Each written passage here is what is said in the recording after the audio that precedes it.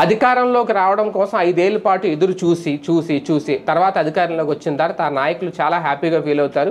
ఎందుకంటే మొన్నటి వరకు ప్రతిపక్షంలో ఉన్నాం, ప్రభుత్వం అరాచకం చూసాం, ఇప్పుడు మేము అధికారంలోకి వచ్చారు. అలాంటి వాళ్ళు ఎమ్మెల్యేలు అయితే ఇంకా హ్యాపీ, వాళ్ళ మంత్రులు అయితే ఇంకా హ్యాపీ. అంతవరకు బాగానే ఉంటుంది. కాకపోతే వాళ్ళకంటే వాళ్ళ ఇంట్లో ఉన్నవాళ్ళు, వాళ్ళ భార్య లేదంటే వాళ్ళ పిల్లలు అటువంటి ఓవర్ యాక్షన్ చేస్తే ప్రజలైతే ఖచ్చితంగా యాక్సెప్ట్ చేయరు. ఇప్పుడు తాజాగా అదే జరిగింది. మంత్రి రాంప్రసాద్ రెడ్డి సతీమణి హరిత ఇప్పుడు ఆమె ప్రవర్తించిన తీరు, ఒక ఎస్ఐతో మాట్లాడిన తీరు రాష్ట్ర వ్యాప్తంగా సంచలనం సృష్టిస్తుంది. ఒక రకంగా దీనికి సంబంధించి చంద్రబాబు నాయుడు గారు కూడా రియాక్ట్ అయ్యారు. ఒకసారి ఆమె అసలు ఆ ఎస్ఐతో ఏం మాట్లాడిందో ఒక్కసారి విన్న తర్వాత దానికి సంబంధించి చంద్రబాబు నాయుడు గారు ఎటువంటి డెసిషన్ తీసుకున్నారో కూడా మీకు చెప్పే ప్రయత్నం చేస్తాను.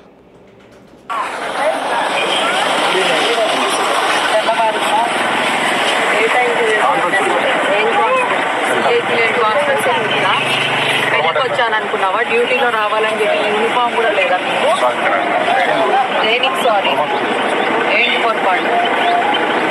గవర్నమెంటే కదా ఇస్తుండే జీతము, వైసీపీ వాళ్ళు ఏమైనా ఇచ్చారా? మరి డ్యూటీ చేస్తున్నారా లేకపోతే ఏమన్నా?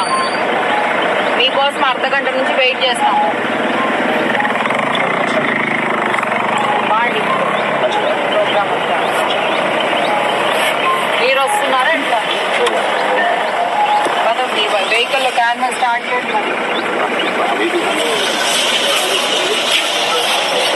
అది ఈమె ఒక మంత్రి భార్య రాంప్రసాద్ రెడ్డి, మంత్రి సతీమణి. ఇక్కడ ఒక అరగంట లేటుగా వచ్చాడని ఎస్ఐ మీద, అంటే ఒక రకంగా పోలీసుల్ని ఇలా బానిసల్లా చూస్తారా అంటూ ఈ వీడియో వైసీపీ పెట్టి ట్వీట్ చేసింది. దీని మీద ముఖ్యమంత్రి చంద్రబాబు నాయుడు గారు కూడా స్పందించారు, అసహనం వ్యక్తం చేశారు, ఆ మంత్రికి ఫోన్ చేసి మాట్లాడారు. ఇంకొకసారి ఇటువంటి రిపీట్ కావద్దు అనేది నిజంగా చంద్రబాబు నాయుడు గారు వెంటనే రియాక్ట్ అవ్వడం కూడా చాలా శుభ సూచకమే. లేదు ఇలా వదిలేస్తే రేపటి నుంచి ఇంకా మంత్రుల భార్యలందరూ లేదంటే ఎమ్మెల్యేల భార్యలందరూ ఓహో ఇలా మేము అడగాలేమో, పోలీసులు లేటుగా వస్తే ఇలా మేము తిట్టచ్చేమో అని. వాస్తవానికి మంత్రికి ఆ రైట్ ఉంటుందేమో కానీ మంత్రి కూడా అలా మాట్లాడకూడదు. మంత్రికి అంటే ఒక రాజకీయ నాయకుడు రాజకీయ హోదాలో, వీళ్ళకి అధికారి హోదాలో వీళ్ళకి ఉంటుంది. వాళ్ళిద్దరి మధ్య ఒక సఖ్యత ఉండాలి.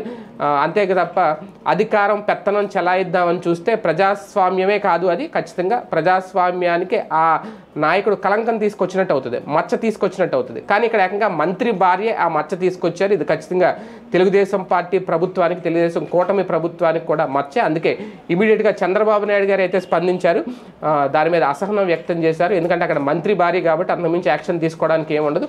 కాకపోతే వార్నింగ్ అయితే ఇచ్చారట.